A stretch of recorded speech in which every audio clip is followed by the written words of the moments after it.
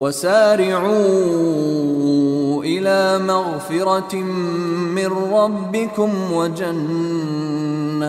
السلام عليكم ورحمة الله تعالى وبركاته. Allah subhanahu wa ta'alaga çeksiz şükürler. Peygamberimiz Muhammed Mustafa sallallahu aleyhi ve sellem'ga salavat salamlar aytkandan keyin urmatlı musulman bir tuğandar, Allah subhanahu wa ta'ala bugünkü cuman günübüzdü kut kılsın. Peygamberimiz sallallahu aleyhi ve sellem haber bergendey, cuma günün içinde bir vakit var. Oşol vakitga kim dal gelip bir dua kılgan bolsa, bardık dualar kabul bolat. Kim geçirim suragan bolsa, Allah subhanahu wa ta'ala'nın geçirimi gelet. Kim rızkı suragan bolsa, rızkı veret. Bul cuma gününün içinde belgisiz bolgan bir vakit eken. Allah subhanahu wa ta'ala uşunda ulu vakitlarda emne üçün belgisiz kaltırat dese, oşo gündü, oşonday bir ulu gündü, oşo ululuğun bilip, ululuğun bağlap, kadırın koyup, oşo günkü özgöçö mamile kılıp, oşo günde oşunda vakit saat var, men oşoga bir dal geleyin, Allah Teala'nın bir rayımını alayın, Allah'tan mehrim alayın, günöölörümdü geçirsin degen, oşunday bir niyet menen yaşasın dep bu hikmati sırrı uşulayken. Bunu kaysı jellerge jaşırıp koyat dese oşunday ulu gündörgө jaşırat. Geçele mına Ramazan ayынан çıkıp mına birinci cumаны okup atabız. Ramazan ayında mına Kadir tün dep jıldap kütkön günübüzdü Ramazan içinde Allah subhanahu wa ta'ala Ramazandın içine jaşırıp Ramazandın akırkı 10 gününden izdegile, akırkı 10 gününün tak gündöründen izdegile degen hadisler Ramazan ayı bizden bardığı şu 11 ay gütüp anan 12. ayda oşentip gütüp arzu kılgan ayыбыздын içine de oşonda Kadir tündördü katkandığı ankeni Ramazan ayındağı pendeleri ar bir günün bir gün Laylatul Kadir eken, bir gün Kadir geçe dep uşunday bir itiyap mamile kılsın degen içinde sırlar var. Oşa siyaktı urmatlı bir tuğan ar biribizden bul dünyada en iyigilikке jetken kişi kim? Ar biribiz ar başkaça oylanabız. Sodagerler akça tapsa men iyigilikке jettim deyt. Sportsmenler çempion bolsa men iyigilikке jettim deyt. Dağı bilimdü üniversitet bütürüp bir ilimi darajaga jetse anam men iyigilikке jettim deyt. Birok Allah subhanahu wa ta'ala iyigilikке jetkenderdi emne degen? Faman zuhziha anin nar wa udkhilal cennete faqad faz. Kıyamat gününe bardığımız kalaybız bu, kalabaybız bu bardığımız oçiret menen acalыбыз jasılgan günü Allah'ın astına barat eken biz.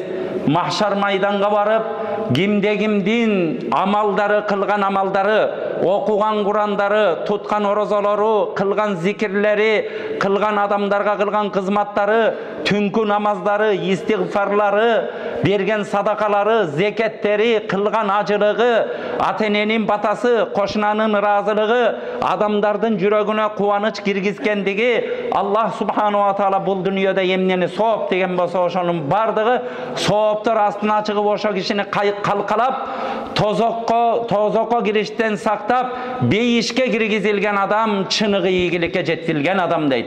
Urmatlı bir toğan, Allah subhanahu wa ta'ala emneni iyigilik dep atat, biz emneni iyigilik dep atabız dep ar biribиz oylanalı. Tuğra ar biribиz sportsmenderge dağı iyigilik kalaybız, çempion bolsun. Birok jürögünön negizgi iyigilikte çıkarbasın. Allah'ın bar bir ekenin çıkarbasın. Allah subhanahu wa ta'ala ulu bardık nerse maliki yevmiddin.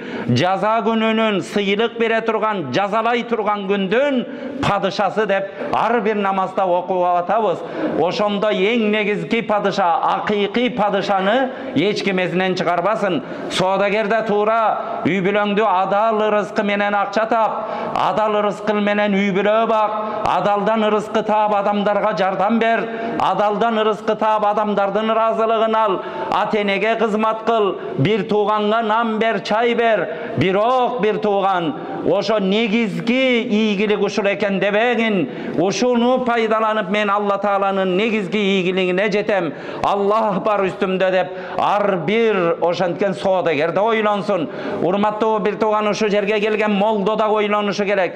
Мен ушул жерде намаз окуп атам. Ушунча адам, жүздөгөн адам менин артымда туруп намаз окуп атат.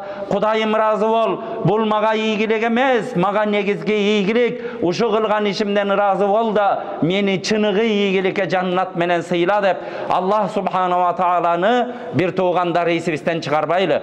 Бардыгыбыз кандай ийгиликке жетсек дагы, колубузда миллиарддаган акчалар болсо дагы, астыбызда тактылар болсо дагы, биз ушу нерсе булар убактылуу нерсе. Бир күнү муну менен коштошом. Негизги менин убактылуу ахиреттик, бул утурумдук, бул болсо мага убактылуу белгилеген бир ийгиликтер. Негизги түбөлүктүү ийгиликке жетейин деп Аллах субхана ва таалага 101 алы бир туугандар. Кудайга шүгүрлөр болсун. Мына Рамазан айларында бардыгыбыз орозо туттук. Орозону ушундай дейт алымдар. Билесиздер, адам баласын Алла Таала аламды жаратып, аламга миллиондогон миллиарддаган жандыктарды жараткан. Биздин акылыбыз жеткен жетпеген, биз көргөн көрбөгөн, океандын түптөрүндө эмнедеген жандыктар, жер бетинде эмнедеген жандыктар, жердин астында эмнедеген жандыктар. Бирок бир тууган ошонун эң улуусу кылып адамзатты валакадо каррамна бани адам. Биз адам баласын кереметтүү кылып жаратканбыз дейт. Бизге эмнебиз менен айырмаланат экенбиз? Башка айманаттардын бардыгы ошондо уй, кой, төө, тиягы акула, кит, биягы балык бардыгы эле биздей жаралган нерсе. Бирок адамды эмне менен кереметтүү кылган? Акыл менен кереметтүү кылган, урматтуу бир тууган. Акылыбызды иштетели дайыма. Кудайым, сени мен бекер эле жаратпасаң керек. Ушул дүйнөгө тил бердиң, мага байлык бердиң, үй бүлө бердиң. Кудайым, ден соолук берип атасың, онтотуп төшөккө жаткызган жоксуң. Аллахым, өзүңө шүгүрлөр болсун деп акылыбызды туура жака иштетели. Экинчи, бизди адам ичинен эмне кылып айырмалап атат? Адам ичинен кооз, сулуу кылып коюп атат. Бир туугандар, көрүп атабыз, биз дагы тышкы көрүнүштөрдү көрүп, бир сулуу адамды өзүң адам көңүл буруп сүйлөшөт экен, көрдүңүздөр. Ошо сыяктуу бизди сулуу кылган эмне? Сулуу кылган бул ыйман, бир туугандар. Аллахка болгон ыйман, Алланын кудуретине болгон ыйман, Алланы бар бир деп билген бу жүрөгүбүзгө Кудай Таала ыйман байлыгын берген. Ыйман менен биз кооздуу болобуз, ыйман менен биз шарапаттуу болобуз. Пайгамбарыбыз саллаллаху алейхи ва саллям хадисте bir momundun, bir imandunun iman kaçan şarapatlı olat, imanduu oldum devele tuğra men Allah'a işendim, la ilahe illallah Muhammedur Resulullah menen bütüp kalbayt bir toğandar. Al imanduu oldun, musulman boldun, birok musulmanın şarapatı kayakta, şarapat degen biyiktik daraja bir toğandar. Şaraful mu'min, bir momundun, imanduunun şarapatı kıyamul layl deyt. Түнкү намаздары деген урматтуу бир туугандар. Келгиле ойлонолу. Ушул учурларда келип атабызбы, мечиттерге келип атабыз. 5 убакыт намаз, Кудайга шүгүр, 20 жыл мурун намаз окуп кой, даарат алып кой деп айтат элек. Биз өсөлү, өнүгөлү урматтуу бир туугандар. Бир учурда 10 кылым мурун адамдар эшек токуп мин алган эмес, эшекке кантип миништи билген эмес. Азыр адамдар космоско учуп атат. Ошо сыяктуу момун дагы bir azı gününe önügüşü gerek urmattуу bir tuğanlar. Azır bardığımız mına meçitler toldu Kudayga şükür. Bizim respublikada kançalagan yerlerde din erkinligi var. Elder tolgon, boğunday yaşlarımız gelgen cuma namazga gelgenlerden 95% yaşlarımız gelip atat. Bir oğemi biz şarapatlı olalı, Allah'ın aslında kadır barklı olalı dep oylanalı. Momun kaçan kadır barklı olat degende tünkü namazları menen, tünde turup namaz okugandık menen Allah momun şarapattığı bolat deyt. Gelingizler tündeleri gününe uktavay koy degendik emez. Gelgile bir özümüzge çiğralalı, özümüzge söz bereli, Allah Teala'dan jardam suraylı. O Allah'ım мен дагы ошо түнкү намаздарды кылайын.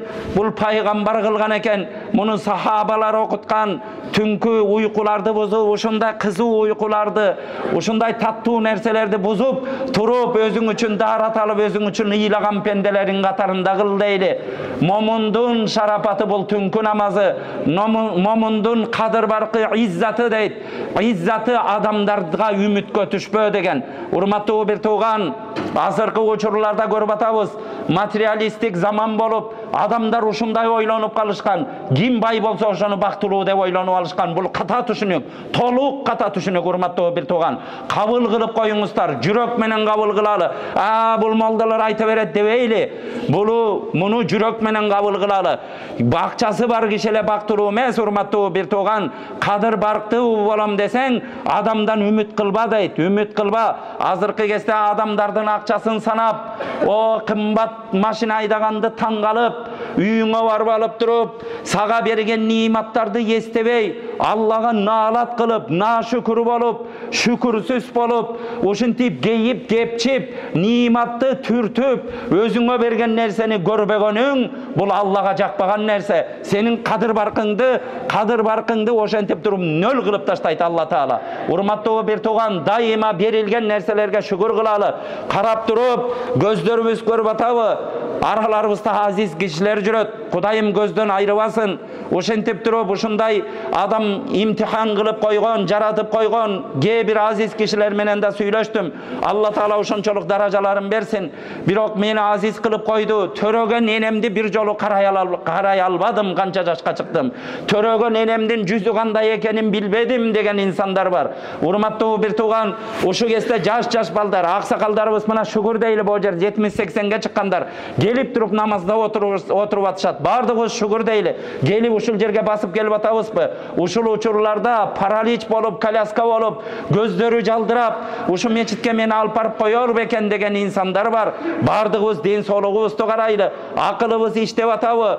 Бир туугандар, бул нерселердин бардыгына шүгүр келтирели. Жөн эле атиге жетем, баланчагыны кылам, моундай машина алышым керек, особняк үй салышым керек. Бул нер менен нашүкүр болобуз. Алла Таала берген нерселерди биз бул дүйнөдө элестетип көрөлүчү. Бирөөгө бир сен даярданып, бир эң кымбат нерсени алып келип, бирөөгө ошону жылтырак менен ороп, ошону бирөөнү сүйүнүп калсың деп подарка берсең, сага ошону алгысы келбей аткан адам, сага ошону бир эч нерсеге баага баалабай аткан адам, койчу деп минтип аткан адам кандай болот урматтуу бир тууган? Же алып туруп үйүндө ошону да береби деп ыргытып ийген адам. Сен ошону, сен берген подарканы, сен берген белекти адам барктабай атканын көрсөң кандай абалда каласың? Урматтуу бир тууган, Аллах субханала таала бизге эмне деген белектерди берген? Бир эле бул кирпиктин бир талын өмүр бою 100 жыл ибадат кылып ошонун ниматын актай албайсың бир тууган. Ишенип коюңуз бул нерселерге. Аллах субханала таала деген бекер нерселерди берген. Кече коронавируста көрдүк. Адамдар дем ала албай калганда, бир жолу мына барктабай атабыз, көрдүңүздөр. Бир жолу дем ала албай калганда эмне болушту адамдар? Ушул жерде кыргын адамдар ушинтип үй сайын өлүп атканда, бир жана аппаратты талашып эмне нерселер болду. Урматтуу бир тууган, абааны бекер берген, абааны соргон өпкөнү бекер берген. Аллах субханала тааланы акыл менен бир ойлонуп көрөлү бардыгыбыз шүгүр дейли. Карасаңыз, эгер сен берген белекти бирөөгө белек берсең, бирөөгө телефон белек кылдың, бирөөгө саат белек кылдың, же бирөөгө костюм белек кылдың, канча бир айдан кийин ошонун ушу таптаза кылып кийип жүргөнүн көрсөң кандай сүйүнөсүң? Мен берген белекти ошентип кийип жүрөт. Сен берген саатты тагынып жүргөн болсо, сен берген телефонду көтөрүп жүргөн болсо, сен кийгизип койгон калпакты улам ушинтип таза кылып кийип жүргөн болсо, кандай кубанасың? Аллах субханала таала сага эмнени берди? Аллах субханала таала дагы пендесине берген нерсени пендесинен көргүсү келет. Урматтуу бир тууган, бизге ден соолук берип атабы? Ойлонолу. Ден соолугубузду сыноо үчүн берген. кыйындыгыбыздан биз басып жүргөн жокпуз. Биз спортсмен болуп, бүт денебиз же диета кармап деп адамдар айтышат. Ал бир себеп. Бирок Аллах субханала таала сага ошо нерсени бекер берип атат, ден соолукту бекер берип атат. Кудайыма шүгүр, чөнтөгүңдө акча жок болсо дагы ушул жерден үйүңдөн 5 километр жерден жума намазга келип атасың. Жума намаздан кийин ойлонуп отурасың, ушул жерден дагы бир 5 километр жерге кетесиң. Эркиндик белек. Канчалаган миллиарддаган акчалары бар адамдар 4 тордун ичинде, 4 клетканын, 4 жагында клетканын ичинде чыкпай 20 жыл, 30 жыл ошо жерде өңгүрө быйлап эркиндикке чыга албай аткан инсандар бар, урматтуу бир тууган. Эч кимдин тагдырына бул нерселерди жазбасын. Бардыгыбыз амин дейли бир туугандар. Бул дүйнөдө адамга жакшылык кылып өтөлү.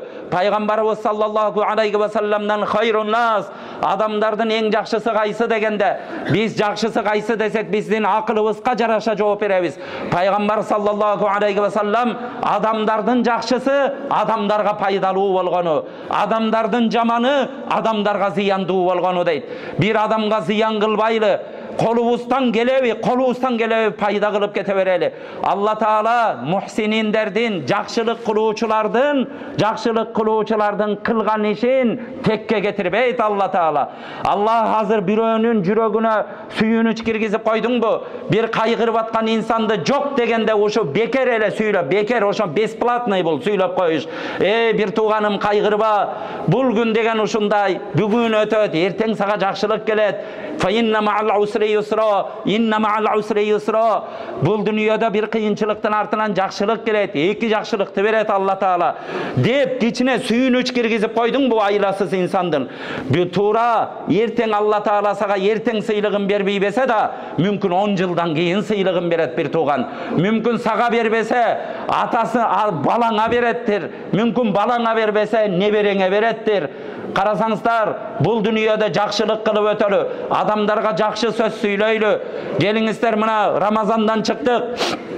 Рамазандан Кудай берди, болду орозодон чыктык деп туруп күнөөлөрдү кайра баштабайлы. Рамазандан чыкканда биринчи жумада турабыз бир туугандар. Келгиле Алла тааладан жардам сурайлы. Мүмкүн ушул убакыт сааттарда биздин дуаларыбызды Аллах субханала таала кабыл кылып аткандыр. Бардыбыз кечирим сурайлы. Кудайым, Рамазанда кетирген кемчиликтеримди кечир деп сурайлы. Билесиздер, биз намаз окуганда эмне үчүн намаз бүтөр менен имам ассаламу алейкум ва рахматуллах, ассаламу алейкум ва рахматуллах деп эки жагына салам берип, дароо астагфируллах, астагфируллах, астагфируллах дейт. Эмне үчүн? Ошо ибадатты кылгандайында Кудайым мени кечир, Кудайым мени кечир, Кудайым мени кечир деген сөз бул аалымдарыбыз айтат. Ошо ибадат кылып алдым деп да өзүңө ишенбе. Адамдар намаз окубай жүргөндө да мен намаз окуп алдым деген сезимдер кирип кетпесин. Же намаздарда бир кемчилик болсо, ошолорду кечир. Кудайым мени кечиргин, мени күнөөсүз адам кылгын, мени жакшы иштерди кылдыргын, менин дуамды кабыл кылдыргын деген белги. Ажылыктан чыгып дагы ажылыкта күнөөлөрдүн бардыгы чоң кичинеси менен кечирилет дейт аалымдар. Ажылыкты кылып бүтүп, акыркы амалды бүткөндөн кийин да Алланы тасбих кыл деген көрдүңүздөр. Алланы тасбих кыл дейт.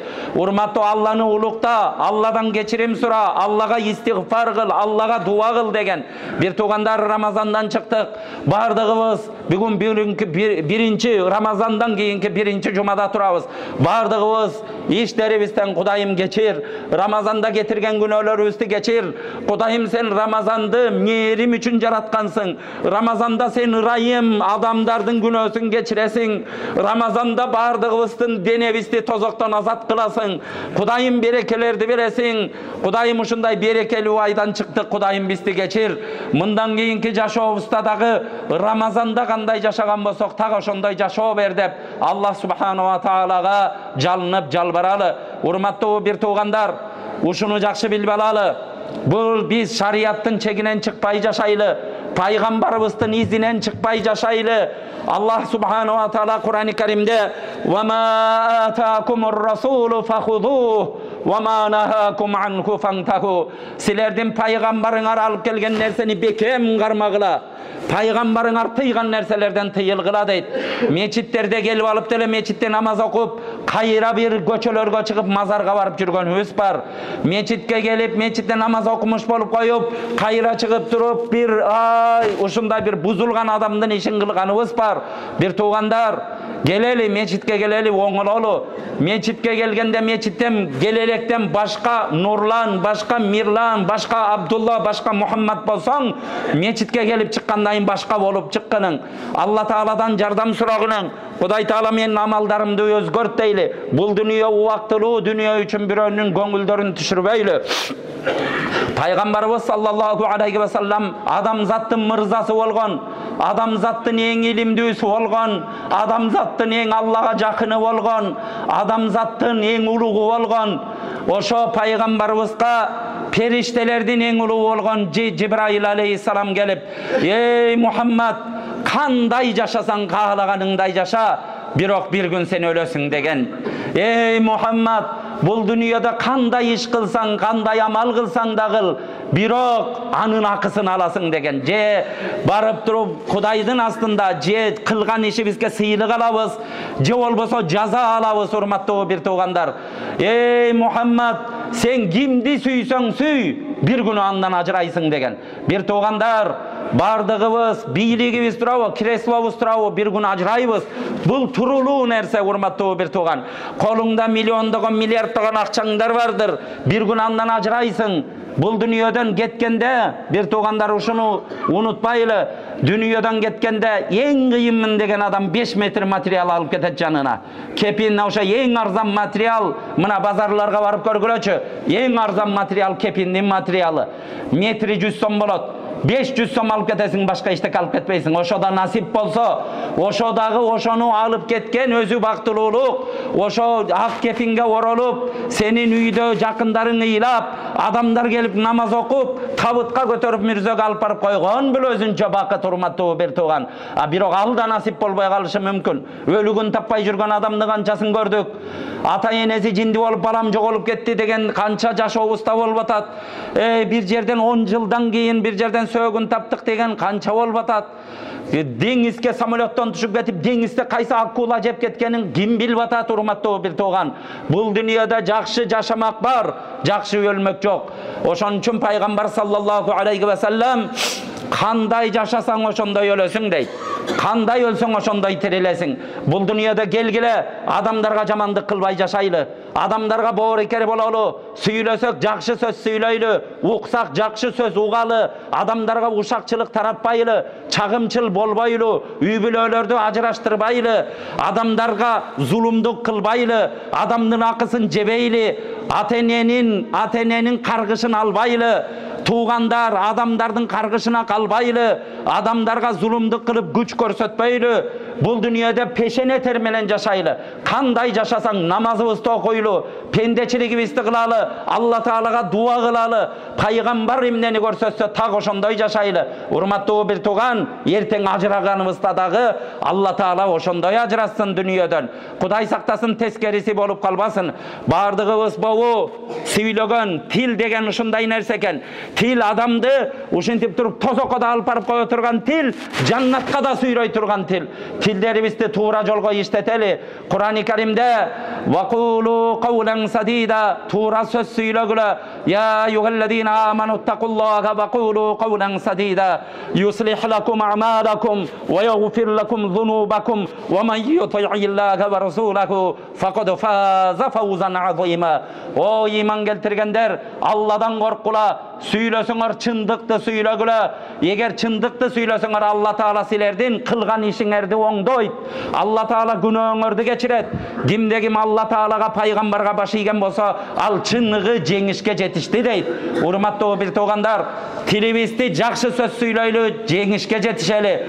Кулактарыбызды жакшы сөз укканга, Кур'ан укканга, маселе укканга, пайгамбардын хадисин укканга иштетели бир туугандар. Ата эненин сөзүн укканга, аалымдардын сөзүн укканга, көзүбүздү адал нерселерди караганга, ата эненин жүзүн карап, ушу мени ымыркай кезимде бакса керек, энем мени эмизсе керек, атам мен үчүн ушу мен ымыркай адыялда отуруп турганда суука тоңуп мени ойлосо керек деп ата эненин жүзүн караш өзүнчө бир ибадат. Урматтуу бир тууган алымдарыбыз ата эненин жүзүн ушинтип мээрим менен карап турган адамдын күнөөсү кечирилет деген. Бир туугандар көзүбүздү туура жолго иштетели. Көчөдөгү жарым жылаңачтарды ар кимдин абурат жерин карабайлы. Бир туугандар арам нерсе бирөөнүн дүнүйөсүн салган үйлөрүн карап акылыбызды бузуп үйүбүзгө барып наашүкүр болбойлу. Көрүнгөндүн машинесин машина айдаса Алла бериптир да, үй салбаса Алла бериптир, өзүнө насип кылсын дейли. Өзүбүздү карайлы, колду берген, карачы мага сулуу колдорду берген, бир да манжамды кем кылган эмес. Карачы менин турганымды моундай ушундай бутту берген, ден соолукту берген, акылды берген. Күзгүдөн өзүбүздү карап шүгүр кылалычы. Алла берген деп. Үйлөрүбүздү карап кепедей үйүбүз болса дагы, ошо Алла Таала ушуну берген. Балдарыбызды карап, балам, Кудайым наристени насип кылган мени, кан жанымдан жаралган балдарым бар. Үйүбүздө тамак турса, дастарконда, Аллахым сен бердиң ушуну деп. Көзүбүздү туурага иштетели, аяктарыбызды туура жолго басканга аракет кылалы, колдорубуз менен туура нерселерди карайлы. Урматтуу бир туугандар, денелерибизди өзүбүз тозокко отун кылбайлы. Ар бир секунд, ар бир көз ирмем нафсибиз менен кармашалы бир туугандар. Нафси, шайтан бизди бир гана ошо тозокту көстө айдайт экен. Келгиле нафсибизди таманыбыздын астына алалы. Шайтанды биз душман издей турган болсок, шайтан жетиштүү, шайтанга душман бололу. Аллах субханала ва таала кылган ибадаттарыбызды кабыл кылсын, орозолорубузду кабыл кылсын бир туугандар, ортолорубузга ынтымак берсин, Аллага болгон бекем иман берсин, Кудайым такыбалык берсин. Алла Таалам бардык мамлекетибизге тынччылык, аманчылык, ушу ак жолунан Алла Таалам адаштырбасын. Ушу кыска дүнүйөдө Алланы ыраазы кылып өлүштү насип кылсын. Алла Тааладан суранарыбыз, Кудайым бизди жакшы иш кылганга жардам берип, бизди ыраазы болмоюнча бизден Алла Таала ыраазы болмоюнча бизге ажал бербесин. Кудайым жума күнүбүздү кут кылган болсун, эл жерибизге тынччылык, аманчылык берсин.